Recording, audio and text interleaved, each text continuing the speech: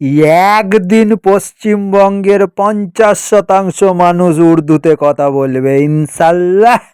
এঁচলামি দাওয়াত পেয়েছেন বন্ধুরা? পাওনি? পাওনি? তা যাই বলো বাপু, অমন মসজিদ কিন্তু কোথাও পাবে না। বাবরের নিজের দেশ উজবেকিস্তানেও পাবে না। বাবর কি উজবেক ছিল?